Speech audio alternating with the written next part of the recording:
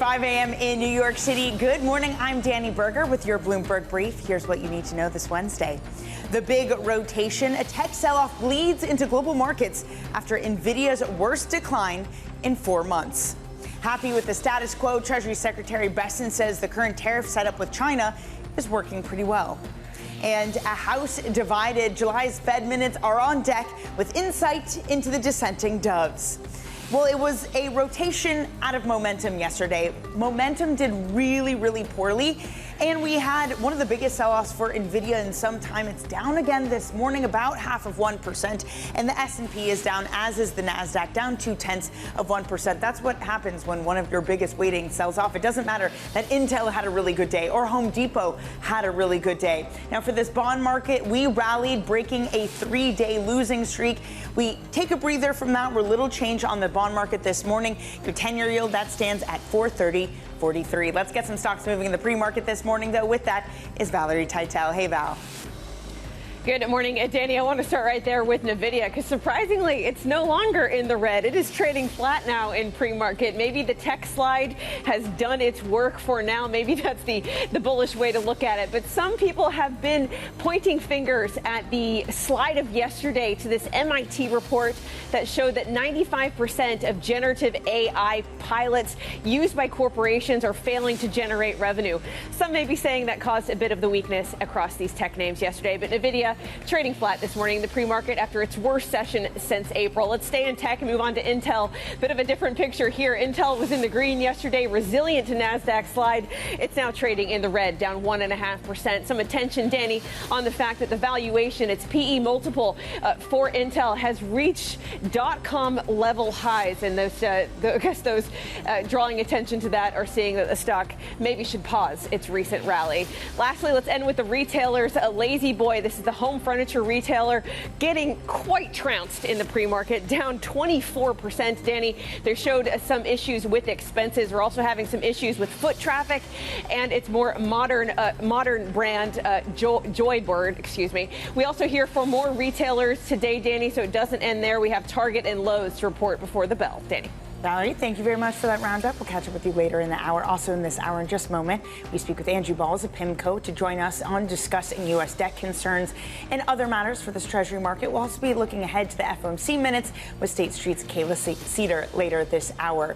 Now, the team over at PIMCO seeing a higher than usual probability of a U.S. recession in the next 5 years, writing, quote, while the Trump 2.0 fiscal package is likely to widen U.S. deficits and debt beyond prior policy projections, yet overall fiscal space remains constrained, limiting room to respond to future downturns. Of course, not necessarily that recession prediction, but just how we respond to it. Andrew joins us now. He's PIMCO's CIO of Global Fixed Income. Andrew, so you and the team in your outlook for 2025, we have a limited room to respond to any downturn if there is a downturn. Is that what you're seeing play out in the long end at this moment? Some of the tension there as we see the 530s curve move to its steepest since 2021. Well, of course, you have seen significant stimulus with the big, beautiful bill. So there is the stimulus that will impact growth over this second half of the year into next year. But looking forward, just given the level of deficits, we do think that in the event of a recession, in the event of a significant downturn in the economy, there's less room now, just given the starting level of the deficit. The good news is, if you look at the Federal Reserve's policy rates, there's plenty of room for conventional monetary policy easing. And so our expectation over time would be that there's potential for the Fed to cut rates significantly lower than the market is pricing. And yes, as you said, more risk premium has been built into the long end of the curve. We think that makes sense given the long-term fiscal outlook. It makes sense for the market to want more risk premium at the long end of the curve. You're seeing that in the US, and you're seeing that globally in other markets as well. Andrew, you also write that you don't necessarily foresee a fiscal crisis, but you foresee more episodes of volatility. I got to say, this market has lacked some serious volatility for at least a month now and more. Since the nadir of the spring, we've been trading in a very tight range for this Treasury market. What changes to reignite that volatility, and what do you make of the lack of it at this point, despite all of the headline risk that's been coming at us fast? Well, so there's a lot of headline risk and markets, as you say, volatility has been subdued. Equity markets have behaved very strongly, performed very strongly. I think in broad terms, yes, there's a lot of uncertainty in the outlook, the global trade war, but this is being reduced given that the deals, the baseline that we have now across countries, and this makes it much easier for market participants, for business decision makers to plan ahead. And so I think you have reduced some of the event risk. When you step back, though, still a lot of economic uncertainty, political, geopolitical uncertainty. You're seeing this every day in the news, and from that perspective, some things are very complicated, some things are more simple. If you have high quality fixed income portfolios, yield 6-7% is achievable for high quality bond portfolios. We see that as a very attractive return potential over the next few years. At a time of great uncertainty, and you can step back a little bit from the day-to-day and focus on that longer-term outlook. And yes, 6-7% type expected return, given the starting yields, we see as very attractive for high-quality portfolios. For that longer-term outlook, Andrew, because at the moment, what we're contending with fueling growth is continued AI spend on data centers. And then you have the one big, beautiful bill adding to that sugar rush, at least at the start of next year. What happens when two of those stories start to slow? If any of the spending starts to slow from the tech giant, or we get into late 2026 and 2027, and some of that fiscal sugar rush starts to peter out, is that a concern in the long term? Yeah, so you have seen a downshift in terms of growth. The US is, operating at about 1%, a little bit above 1%. We think this year, CapEx subdued outside of the tech sector. So you have seen the slowdown in the US economy. I think the difficult thing for the Federal Reserve, for market participants, is when you get this sort of slowdown, exactly how much are you going to get? We saw the weakness in the revisions in the labour market report. That clearly is very important for the Federal Reserve. I mean, on our forecast, we would expect some improvement in growth next year, in part because of the fiscal stimulus. But yes, when you're having an economy slow down, when you have all this tariff-related uncertainty, it's harder than normal to do your forecasts. The Fed clearly is dealing with these same challenges. The good news, though, as I said, is the market is pricing in the Federal Reserve to cut rates, but remain above their estimate, our estimate for neutral policy rates. And if you do get worse than expected growth outcomes, then there's plenty of room for the Fed to cut rates below the 3 and a bit % terminal rate that is priced in. Well, all of this could make Jackson Hole really interesting, Andrew, or just incredibly boring because they don't want to say anything, given how difficult, to your point, it is to forecast. But I have to say, amid all of that, the cash into credit keeps gushing, an overwhelming supply. Looking at IG spreads reaching the tightest since 1998, it seems like there is a split. You have the Bank of America's and the HSBC's remaining optimistic. You have Goldman Sachs saying that we are complacent and it's a fragile market. Andrew, where do you stand on this?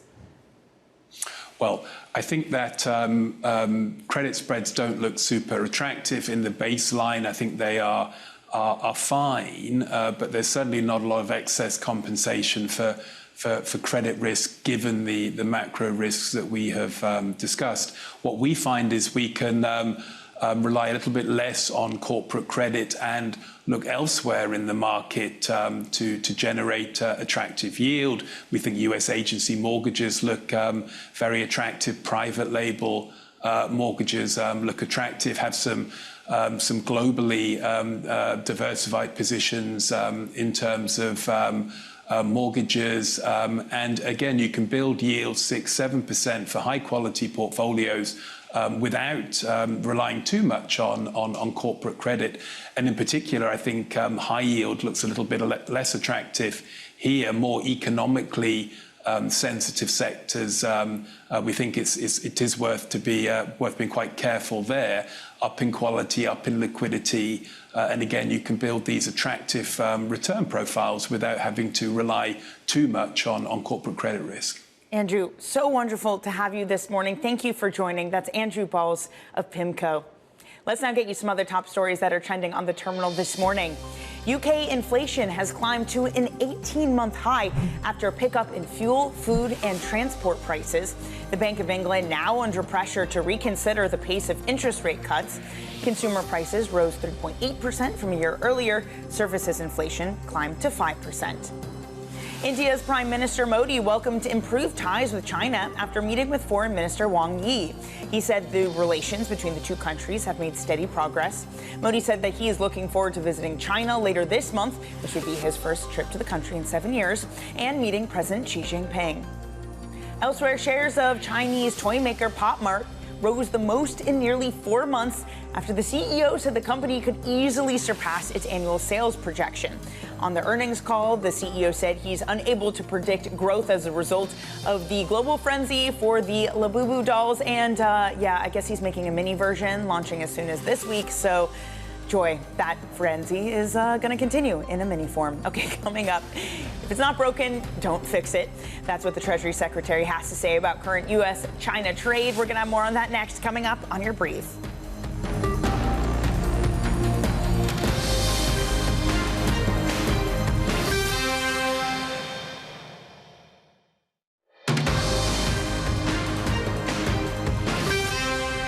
You're watching Bloomberg Brief. I'm Danny Berger in New York. Treasury Secretary Scott Bessent says that he's happy with the status quo when it comes to trade arrangements with China.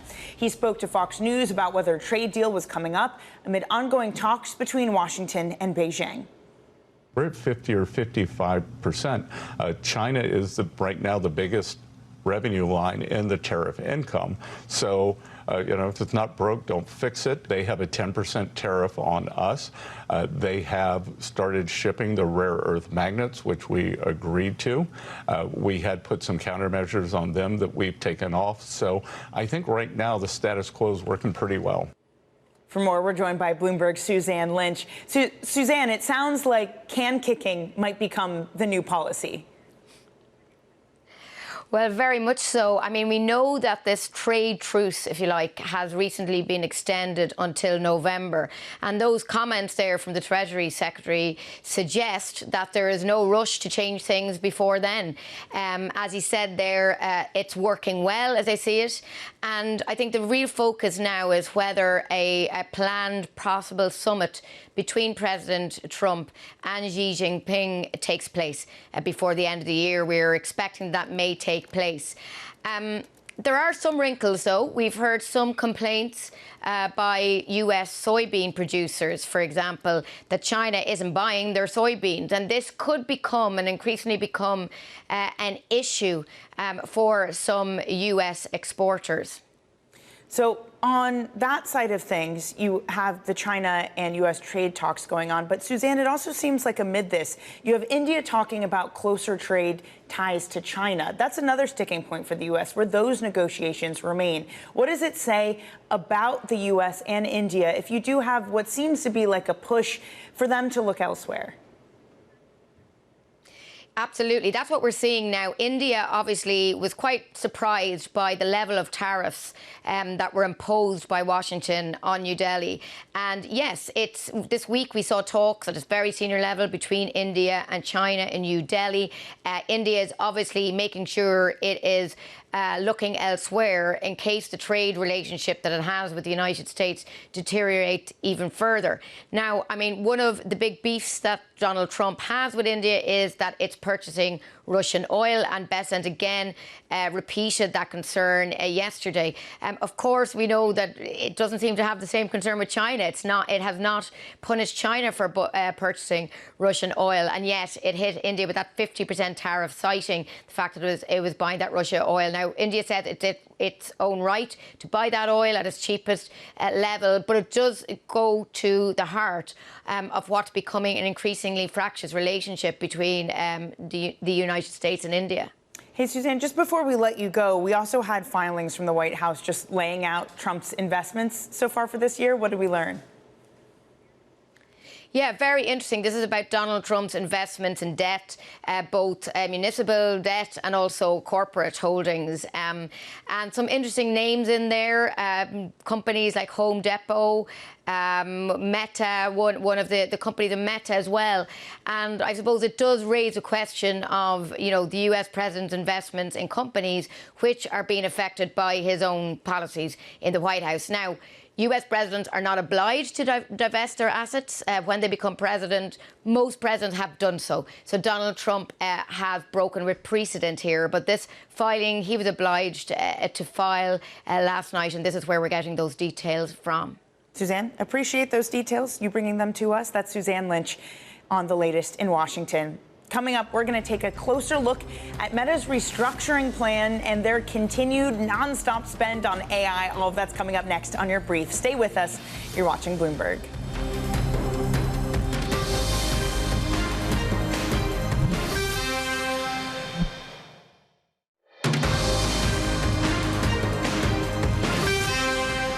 You're watching Bloomberg Brief. I'm Danny Berger in New York. Let's take a look at the front pages this morning. First up on the Wall Street Journal, they're leading with a report that Elon Musk is quietly pumping the brakes on his plans to start a political party. He told allies that he wants to focus on his companies and is reluctant to alienate powerful Republicans by starting his own party.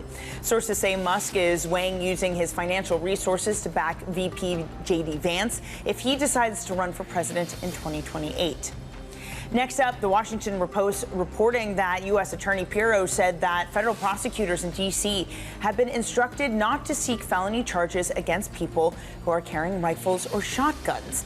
The shift comes at an unexpected time, with the Trump administration ramping up federal law enforcement on the streets of Washington.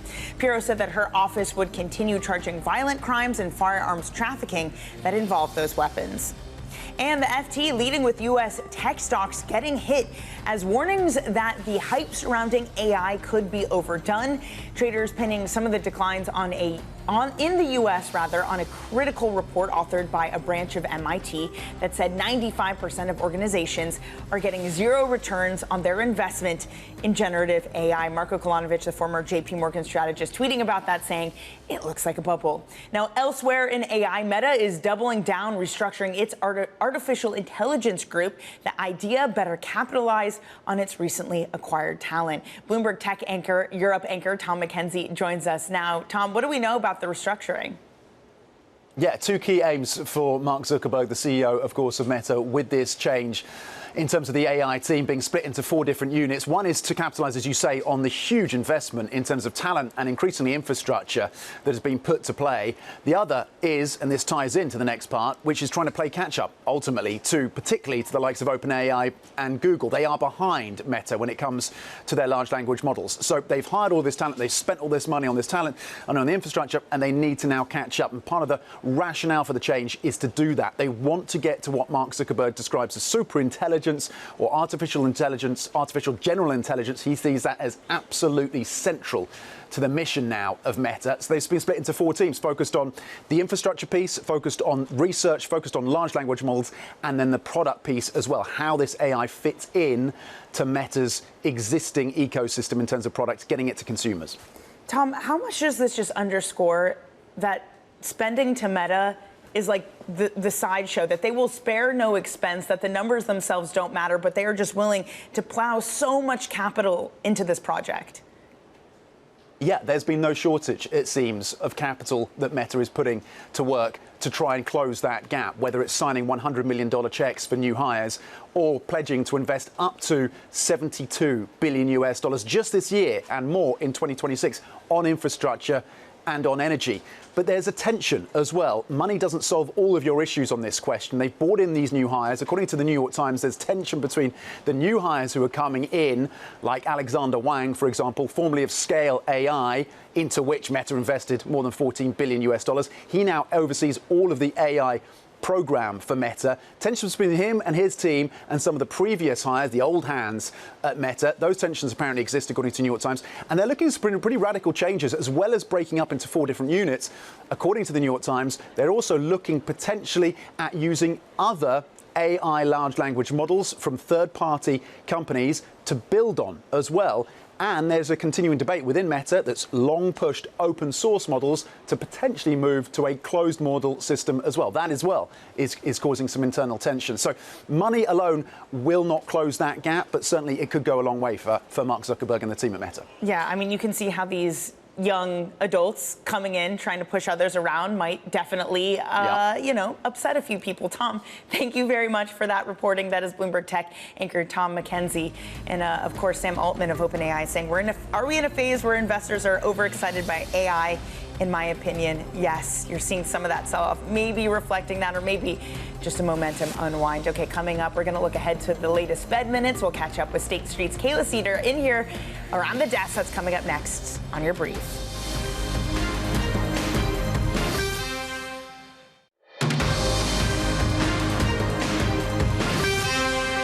It's 5:30 a.m. in New York City. Good morning. I'm Danny Berger with your Bloomberg Brief. Here's what you need to know this Wednesday. The big rotation, a tech sell-off, bleeds into global markets after Nvidia's worst decline in 4 months. Happy with the status quo, Treasury Secretary Bessent says the current tariff setup with China is working pretty well. And a House divided, July's Fed minutes on deck with insight into the dissenting doves. Well, we are weaker for a 3rd consecutive day after the close yesterday. Will today make it a 4th? Tech in particular has been hard hit despite a boost from Home Depot and Intel yesterday. It was a momentum trade unwind. We're down about 0.2 for the Nasdaq, 0.1 for the S&P 500. It was a 10-year rally yesterday that broke a 3-day slide, but yields are little changed this morning. We're going to get Fed minutes later today, and then tomorrow Jackson Hole kicks off. We are at 4.3023 on your 10-year yield. Let's look at some stocks moving in the pre-market. With that is Valerie Teitel. Hey, Val.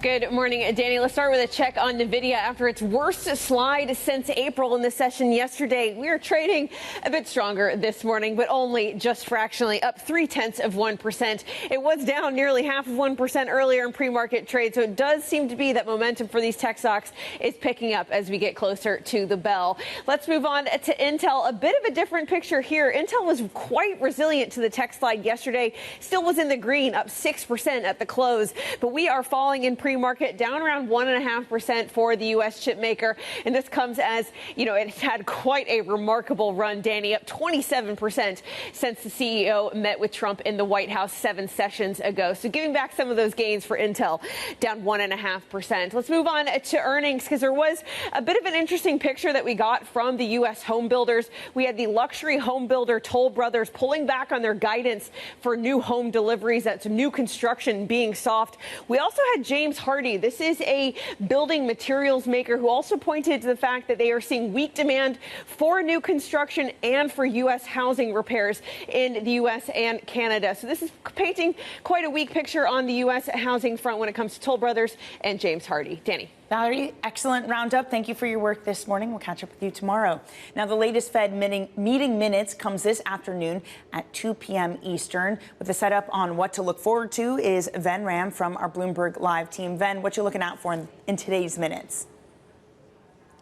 Morning, Danny. It's going to be a very interesting set of minutes because under Powell's Fed, we haven't seen a regime that's been characterized by too many dissents. And last month, we got 2 dissent votes from Christopher Waller and Michelle Baumann. So it'll be interesting. Just the margin of dissent vote makes those minutes interesting. But much what but much water has flowed under the bridge. Since then, we have had a very weak labor report. We've also had pretty weak ISM manufacturing report. So the markets have quickly repositioned themselves to assign an 80% possibility of a rate cut in September. Of course, the big elephant in the room is the Jackson Hole address from Powell on Friday, and the markets are wondering what he's going to say, whether he will stand in the way of 2 rate cuts that the Fed had penciled in June by the end of the year. Now, if you pass the Taylor rule, Danny, what it shows is that, if you take realized inflation so far this year into account, the Fed rate should be 3.75. So I think there is quite a bit of margin for the Fed to cut rates here. So the big question, as I was saying, is whether Powell is going to stand in the way of the 2 rate cuts that the Fed has itself flagged. All right, Ven, thank you very much for that setup for the rest of the week. That is Bloomberg's Ven Ram. And joining us now is Cayla Seder, multi-asset macro strategist at State Street. Cayla, great to see you. Thanks for joining this morning. I want to take that last point from Ven, this idea of will Powell stand in the way of market pricing? The market pricing in something like 80% will get a cut in September. Does Powell have any incentive to push back or confirm that? Well, thanks for having me, first off. But I think when it comes to Powell and what we're really looking for at Jackson Hole this week is how much is he going to confirm a cut for September.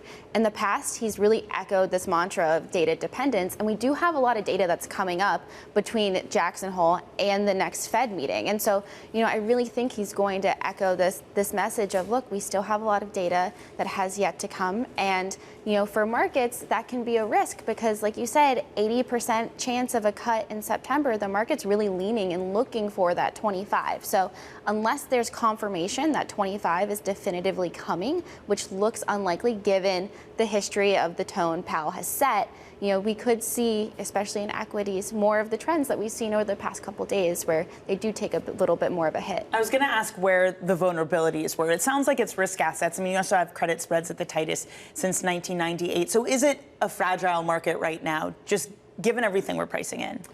The way I would think about it is, will we see more concentration?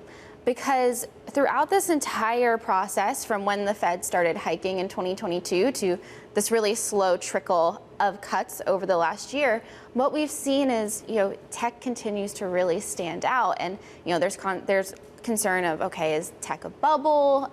Do we just see these trends continue to really, metastasize and grow? And, I think until we see definitive signs that lots of cuts are coming, you'll probably see more of that concentration. And so getting back to your question around are markets fragile or not, I think another way to think about it is, will concentration continue? And until we see signs that, cuts are going to sequentially be coming, that concentration will probably continue. It's interesting you say sequential cuts, that lots of cuts are coming. So if we just cut in September or maybe twice this year, get something that looks to kind of neutral, is that not enough for the broadening out trade? I don't think so too much, especially because when you look at the profitability of a lot of these tech companies, even with CapEx spending, even with R&D, even with the AI trends, you still see a really wide margin between tech and a lot of other parts of the market. And so I do think it'll take more than 25 basis points of cuts to really get investors interested in these other parts of the market. There are some places where positioning is exceptionally underweight, and so you could see some more interest there. But I think by and large, it would probably take more of a shift to really break that gap between tech and the rest of the market. When it comes to this bond market, Scott Bessent was advocating on CNBC yesterday that we need more cuts, that it's a housing market under pressure. It's something that Trump has talked about as well. But this is also a market that's priced in 100 basis points of cuts over the next 12 months. And the 10-years basically remain unchanged as we've priced that in. If we do get cuts, how confident or not confident are you that we would even get relief on the longer end that would translate into strength for the housing market? I think that's a great way to think about it. And that's the key question here is, if the front end comes down, what will the long end do? And, there is upside risks to the long end, whether that be term premium, whether that be the deficit. And so, if you think the long end is going to rise when you see Fed cuts, that really tells you a lot, right? It tells you, should the Fed really be cutting as much as the market expects? I think moving forward, one thing that we're seeing in our data on the real money investor side is that there isn't a lot of demand for 10-year yield or 10-year bonds. What we see is more selling, whereas real money investors are really sticking to the front end of the curve. And so, that tells you a lot right there, where, there are upside pressures on the longer end of the curve. Well, Bessent also said in that he'd start to study who's the next Fed chief candidate around Labor Day. He said before or after, and then he'd whittle down the list. How important is it going to be for what you're talking about specifically, and how dovish the Fed is, or if it's perceived to be moving in a dovish reason because of politics for the long end? Yeah, that's a great question. I think, we have to remember there's a lot of voters. It's not like one vote necessarily matters more than everyone else. Surely, the chairman's job is very important in building that consensus. However, I would still keep in mind that, it's going to take a lot more voters to turn the overall Fed to be dovish. But yeah, it's really going to depend on the data. That's the most important thing. Yeah. Well, speaking of the data and just market fragility, I was really struck when we were talking with our tech reporter, Tom McKenzie earlier, about just how much Meta is spending. They are going crazy. And it's not just them, of course, it's all the hyperscalers. But if we're in a situation where there's this MIT study out that apparently says 95% of spending on generative AI isn't making returns. I don't know how they measure that. But if we get to an environment where any of these big tech players starts to pull back, how dependent have we gotten on AI, not just for the market, but for this economy, the type of spending and the numbers that these companies are putting up? What are the risks if some of them start to pull back? I think there is the risk of that, especially because what we see in our data is we continue to see really strong demand for semis. That's where inflows are strongest. So if you see signs that, the Metas of the world are decreasing appetite to really invest in this AI trade, that could put that semi trade at risk. Positioning is really high there.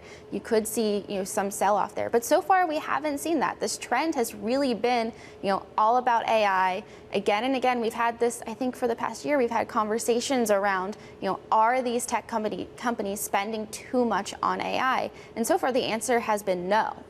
So that continues to support this overall semis trade, which is where we see those longer term investors continuing to, allocate their assets towards. Do you buy any of this kind of crowding out idea? The fact that a lot of investment is going into tech, it makes energy more expensive for everyday people. It means investments are not going elsewhere. They're really being funneled into AI.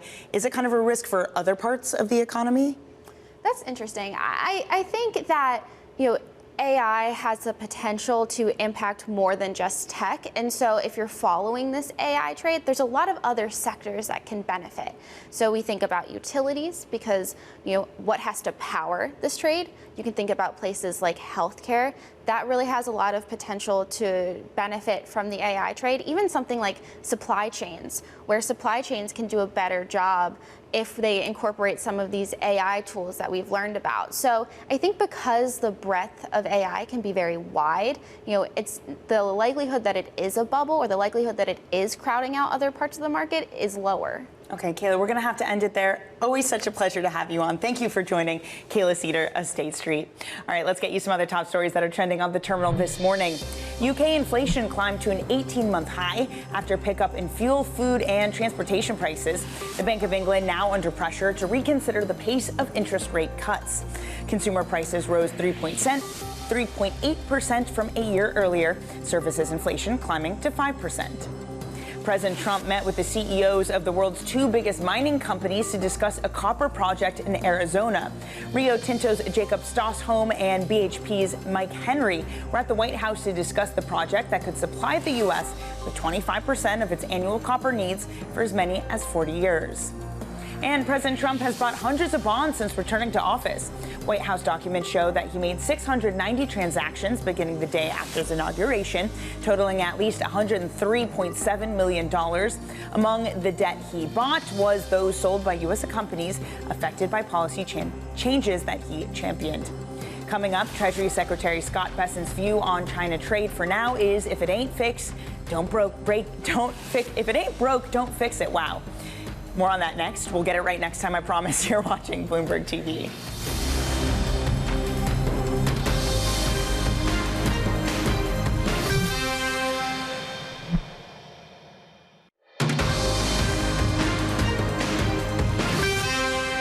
You're watching Bloomberg Brief. I'm Danny Berger in New York. Treasury Secretary Scott Bessent says the U.S. is very happy with trade arrangements with China. He spoke to Fox News about whether a deal with Beijing was coming up. Take a listen. We're at 50 or 55%. China is right now the biggest revenue line in the tariff income. So, if it's not broke, don't fix it. They have a 10% tariff on us. They have started shipping the rare earth magnets, which we agreed to. We had put some countermeasures on them that we've taken off. So I think right now the status quo is working pretty well. For more, we're joined by Bloomberg's Brendan Murray, who leads our global trade coverage. So, Brendan, a lot of discussion has been made. What is the progress on China and U.S. trade talks? Does it seem like the status quo is in place of the progress, that can kicking becomes the new policy from here on out? Yeah, exactly. It sounds like Treasury Secretary Bessent sounds to be comfortable with this rhythm that they've gotten into, this once every 3 months or so renegotiating or resetting of the relationship. He talked about how the important thing in that conversation that he had was the revenue that the U.S. is getting from China. So it doesn't sound like it's the rebalancing of the U.S.-China trade relationship that's the main priority now. It's all the money that they're able to get for the U.S. Treasury that seems to be a big factor. One of the things we didn't hear from Secretary Bessent respond to was the fact that China isn't buying any American soybeans, which has U.S. farmers in a very tight spot. China has purchased no new crop soybeans from the U.S. heading into the harvest. So you got to wonder at some point those worries are going to, from a strong base of Trump supporters, is going to start to get louder and louder, and all the revenue that's coming in from tariffs on Chinese imports is going to meet head on with a bunch of angry farmers who aren't going to make money this year. Can we talk about that revenue, Brendan? Because yesterday there was a lot of talk about how S&P Global Ratings left its AA+ rating on the U.S. because of that tariff revenue coming in. How sustainable does it look, given some of the tensions that you've been discussing? Yeah, I mean, it looks pretty sustainable. I mean, across the board, the Trump administration has imposed tariffs of 10% on just the UK, but 15% as the base for many other countries. So this money is starting to come into the Treasury on a monthly basis. It's looking, something in the order of $30 billion, and you start adding that up over time, and that starts to make a big dent in the U.S. debt and deficit that it maintains. So this is increasingly sounds like the rationale for the tariffs. And when if inflation starts to flare up more than it has in some pockets, then this is the defense that the Trump administration and their supporters in Congress have, is that this is helping fund the government in a big way. Brendan, thank you very much for that. That is Bloomberg's Brendan Murray on trade. Now, let's turn to earnings, because we're going to get results from retailers with Target, TJX, and Lowe's all set to report before the bell. That's after Home Depot saw sales return to growth in the second quarter. Oppenheimer senior analyst Brian Nagel spoke about how it could impact other retailers. I think bodes well for Lowe's. But to go back, yeah, we are recommending Lowe's. I mean, that's basically my way of saying to our clients, look, if you want to wait out this housing market, this interest rate dynamic, I think the better play is Lowe's. There's still more operational slack within that business model. And, as I've said for a long time, Lowe's is a much cheaper stock. Joining us now is Andrea Felstead of Bloomberg Opinion. Andrea, great to see you. And I know that the Home Depot read-through to some of the other retailers might not be a direct one-to-one, because so much of it depends on the housing market. But people still are spending, and the retail's numbers in the U.S. of last week were still strong, too. How does that set us up for TJX, Target, some of the other retailers that we're bound to get? I think there's a few interesting sort of wrinkles in all this. First of all, yes, Home Depot was strong, but it was in smaller projects. People are still reluctant to take on those big remodeling, like a new bathroom, new kitchen, which often need finance because of high interest rates. There was also some interesting dynamics in July that fed into the retail sales. There was an awful lot of discounting. We had Amazon Prime Day. Everybody else joined in with their own offers. And what we found was consumers were stocking up on back to school early. They were buying essential items from these deals to try and get ahead of tariffs and to save money. So, when you're buying, the things you need on discount, that doesn't exactly scream consumer confidence. Well, to that point, the Wall Street Journal reporting this morning that McDonald's is going to be cutting their combo meal prices by 15%. We've seen a lot of some of the more fast casual type restaurants needing to appeal to that value consumer. Andrea, to what degree is this also a retail sector that needs to also appeal to value customers and may face margin pressure because of that? Exactly. What we've got now is we've got consumers. They went through the financial crisis. They went through the pandemic. They went through the spike in inflation after the pandemic. They have got a ready-made playbook to deal with this. It might be, joining with friends and family to buy in bulk so you get a better input price. It might be buying in sales, waiting for discounts. They've been through this before. It's trading down from brands to private labels.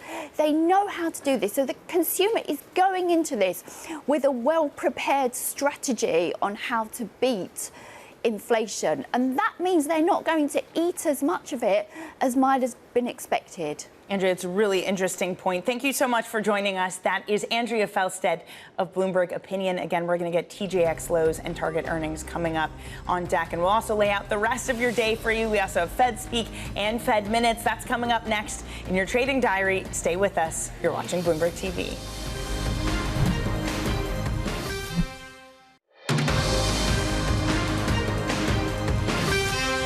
Welcome back to Bloomberg Brief. I'm Danny Berger in New York. Let's get you set up for your trading day on this Wednesday. We're going to get a slate of retail earnings. Before the bell comes Target, TJX, and Lowe's after those Home Depot earnings, which saw shares move higher. We're also going to have Fed Speak coming from Waller and Bostic. That's at 11 a.m. and 3 p.m. Eastern, respectively. Then 2 p.m., the latest minutes from the last FOMC meeting, which was the first in more than 30 years to see two dissenters. So we finally get some of the details on that. All right, some of the individual stocks that are moving ahead of the market open. Nvidia, that is bouncing back. Yesterday, falling 3.5%. It was the worst decline in 4 months, dragging everything down with it. Lowe's, those shares are also down 1 1/3% ahead of their earnings report later this morning. Novo Nordisk, we're also seeing a decline there, down about 1.7%. There are reports that there is a hiring freeze at the Ozempic maker. Of course, they've had a really tough start to this year, given the competition that they are facing. They recently had one of their drugs, though, approved for liver disease, so that's helping them out in the short term. All right, as for the overall stock market, it's been a momentum unwind that we've witnessed. It's tech without a specific catalyst that has started to sell off. Some people flagging an MIT report on 95% of tech AI investments not having a return. Even so, you are still seeing another day of weakness. Will this be a fourth consecutive day of declines for this market? We are down just over 0.1% for both the S&P and NASDAQ 100. Russell 2000, that outperforms, little change this morning. So we have Fed Minutes on deck and then Jackson Hole, a busy rest of the week. And that is it for Bloomberg Brief. Surveillance will take things from here and break it all down. You're watching Bloomberg TV.